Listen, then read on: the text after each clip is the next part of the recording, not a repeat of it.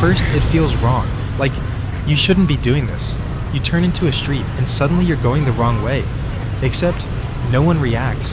No honking, no shouting, no road rage. Back home, this would escalate instantly. Here, it barely registers. You start noticing how far this goes. People ride on the pavement. They cut through gaps that don't even look like roads. Lanes exist, but mostly in theory. And the rules? They exist too. Technically, right of way, signals, red lights. But in practice, it's something completely different. People don't wait for their turn. They take it, even if they don't have the right of way. They move anyway. And the surprising part? The people who do have the right of way just slow down and let them through. No frustration, no aggression. It's just normal. Like everyone silently agreed that flow matters more than rules. Then there's the honking. At first, it sounds chaotic. Constant noise, everywhere, but it's not anger. It's just information. I'm here. I'm passing. That's it. No indicators, no eye rolls, no waiting for a perfect gap. You don't ask, you move, and somehow, it works.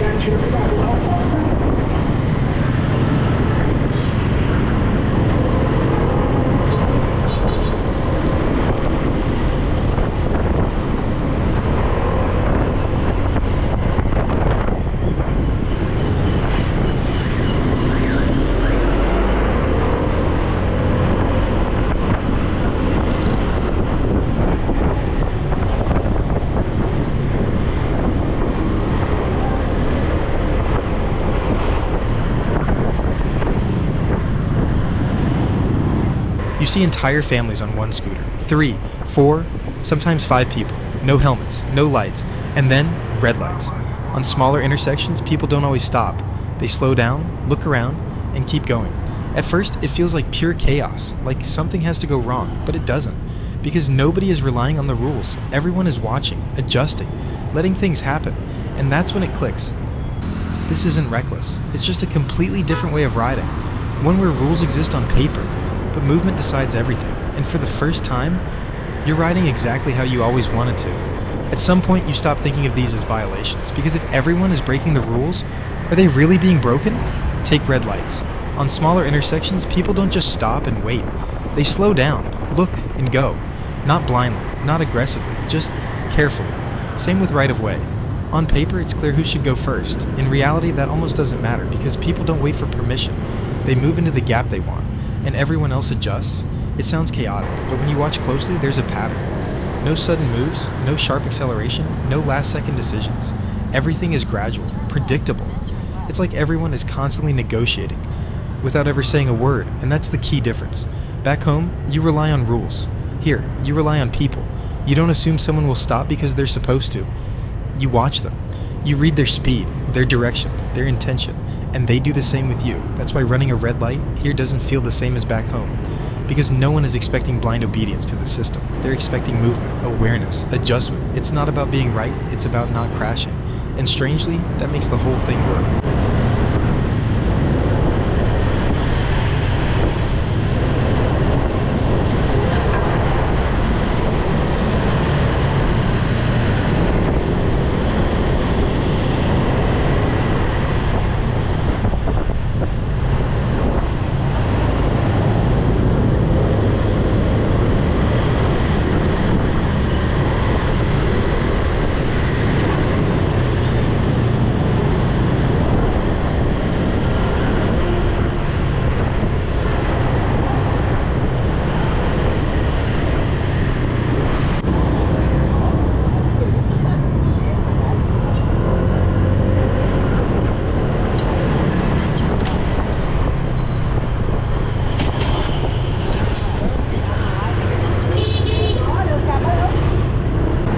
First look at it, it makes no sense. Thousands of motorbikes, no clear lanes, no real structure, just a constant stream of movement. At intersections, it's even worse. There are no clean stops, no perfect turns, just a swarm, flowing through itself. And yet, somehow, it doesn't collapse. Because this isn't random, it only looks random from the outside. Once you're in it, you start to see the pattern. Everything moves at a similar speed. No one is trying to win. No one is trying to be first. They're just trying to keep moving. That's the rule. Keep moving. If you stop suddenly, you break the system. If you hesitate, you confuse everyone around you. And that's when things actually become dangerous. So instead, people commit. They pick a line and they follow it, even if that line cuts across traffic, even if it technically shouldn't exist. And the others, they adapt. They slow down slightly. They shift a little to the side. They make space without even thinking about it. No eye contact, no signals, just constant subtle adjustments. And the honking never stops. But now you understand it. It's not pressure. It's not anger. It's like a sonar. A way of saying, I'm here. Don't do anything sudden. And once you accept that, the chaos starts to feel predictable. Almost controlled. Like a school of fish. Everyone moving independently, but somehow in perfect sync.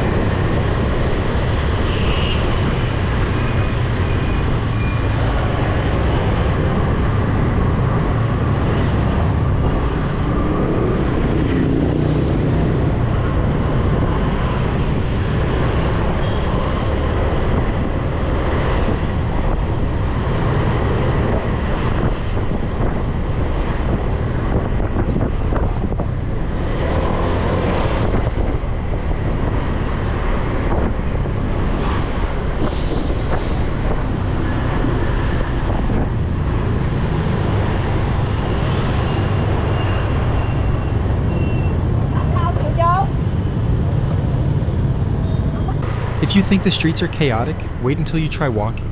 Sidewalks, almost non-existent, or at least that's what they feel like. Motorbikes are parked everywhere. Sometimes they completely block the path. You have to step into the street just to get past, and it's not aggressive. No one shouts, no one honks at you, it's just normal. Sidewalks are narrow, cafes spill out into them. Street food vendors set up right in the middle, so pedestrians adapt. You step around bikes, you weave through people, you merge with traffic. Ironically, the street feels safer than the sidewalk, because at least in the street, the flow moves around you. Everyone adjusts, everyone expects you to be there, but on the sidewalk, you're negotiating obstacles that don't move. And yet, even with all this, it works. Everyone survives. No fights, no anger, just constant, subtle adjustment. This city was built for scooters first, humans second, and pedestrians, well, we just find our way.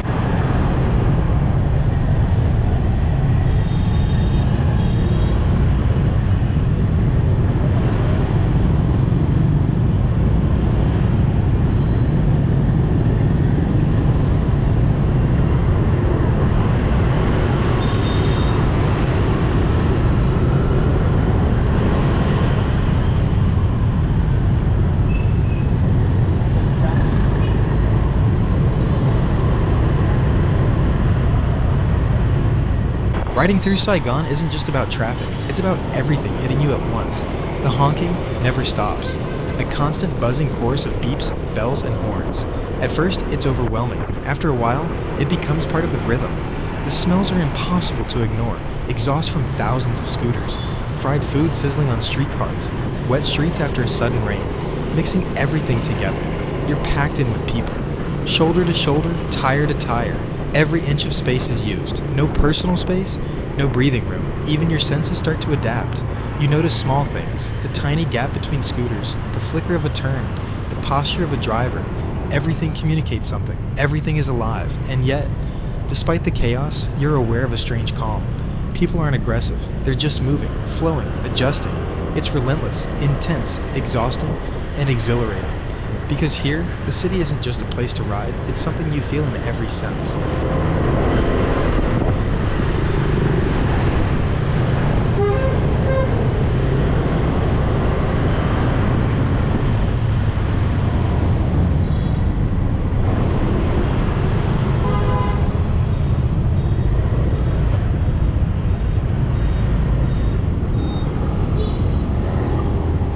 After a month of riding here, you realize something surprising. For all the chaos, the honking, the rule breaking, there are almost no major accidents. You'd expect disaster, close calls, collisions, chaos at every corner, but it doesn't happen. Why? Mostly speed. Even in the densest traffic, people rarely go faster than 30 to 40 kilometers per hour in the city. Outside the center, maybe 50 to 60 kilometers per hour. It's never extreme. And everyone is watching, constantly, scanning, adjusting. Right of way? Forget it. Red lights, optional, indicators, rarely used, and yet, everyone survives, because no one assumes others will follow the rules. Instead, everyone expects mistakes and plans for them. It's subtle, almost invisible. If you hesitate, slow down suddenly, or make a sharp move, you become the problem. Otherwise, you flow, you adapt, you survive. It's like the chaos trains your instincts. Every ride teaches awareness, every intersection teaches patience, every close pass teaches trust. Strange as that sounds, rules exist on paper. Reality depends on perception, attention, and adaptability. And that's the paradox. The city looks wild, unpredictable, dangerous, but it's one of the safest traffic systems you'll ever experience if you understand the flow.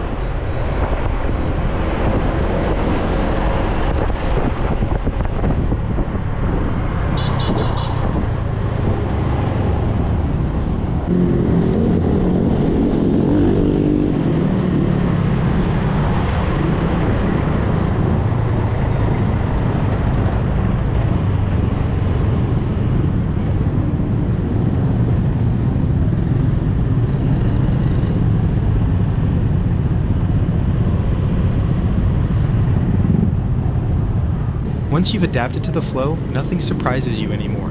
And yet, the city keeps finding ways to shock you. Families piled onto a single scooter, 3, 4, sometimes 5 people, all moving together like it's normal.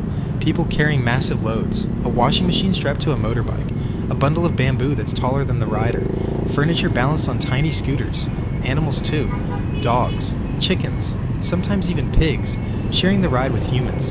And then there are the improvisations. Makeshift racks, ropes, plastic crates, anything to make one ride do the job of a truck. You start to notice patterns. Everything has a balance. Everything is surprisingly stable. You'd never attempt this at home. You wouldn't dare. And yet here, it just works. Even when the load is ridiculous, even when the street is packed, the scooters keep moving. The flow continues. No collisions, no panic.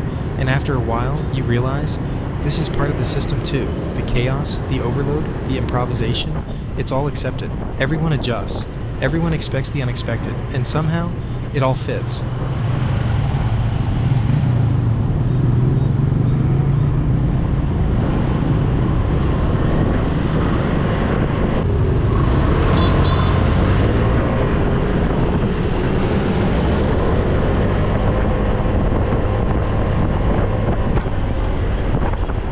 The first time I rode here, I was nervous. Every turn, every intersection, every horn. It felt overwhelming, like the city would swallow me whole. I watched locals trying to figure out what they were doing, how they made it look so effortless, how they seemed to flow with the chaos instead of fighting it. After a few days, something changed. I stopped overthinking. I stopped trying to follow rules from back home. I stopped hesitating. I started moving. I started trusting. I started noticing patterns. And suddenly, riding through Saigon didn't feel dangerous, it felt natural. I found myself doing things I'd never do elsewhere, taking gaps I wouldn't normally take, merging into traffic with confidence, even rolling through red lights with awareness, not fear. The city taught me something. It's not about rules, it's about attention, adaptation, and flow. And when you finally understand that, you start riding exactly how you've always wanted. The chaos becomes rhythm, the crowd becomes a guide, and the city feels like it's moving with you, not against you.